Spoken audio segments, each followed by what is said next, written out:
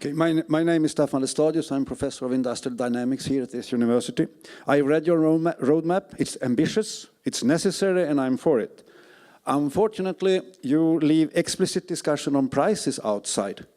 And if you really want to increase energy efficiency, if you want to get payment for and get profitability for carbon capture and sequestration, if you want to create space for renewables and all those kinds of innovations which may come from this university, you must increase prices and costs rather than reducing the energy bill as you are writing on. I think that is an important question to discuss for the public and get acceptance for, and that is also necessary for our inventions coming from this university to get through in the system.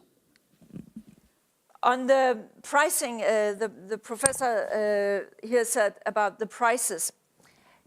It's actually in the roadmap, as you will know, as you have read it, but I haven't mentioned it today because it's so complicated. It's about sort of the ETS. The ETS, the emissions trading scheme, is sort of the key driver for putting a price on these things. There we very clearly say, I mean, it's no secret that today the price in the ETS is too low. The incentive is not strong enough. The push for doing things differently is not strong enough. Due to prices, the demand after allowances fell, so did also the price. That is normal in a market-based system, but it's a problem that it is around 19 euros now. It has increased after Japan.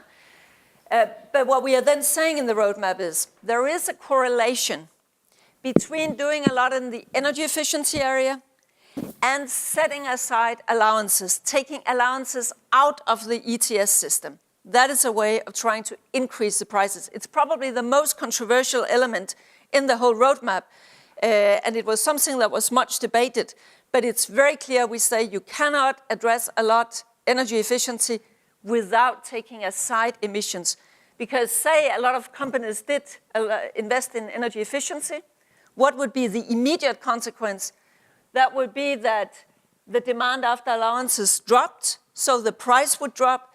That would make it cheaper for those who did not invest in more energy efficient solutions to continue to pollute. In other words, the opposite of what we want. So the price must go up. And one way also of doing that, and Susanna was also referring to that before, that is of course also to set a more ambitious target. And the discussion on whether we should go to 30% is still very much there. And there we stated last year, there is no way you can have a substantially higher price unless you also have higher targets. You can see that when we have already reached 16% now, compared to the 20% we need to reach by 2020, then higher targets would be something that could get the prices up.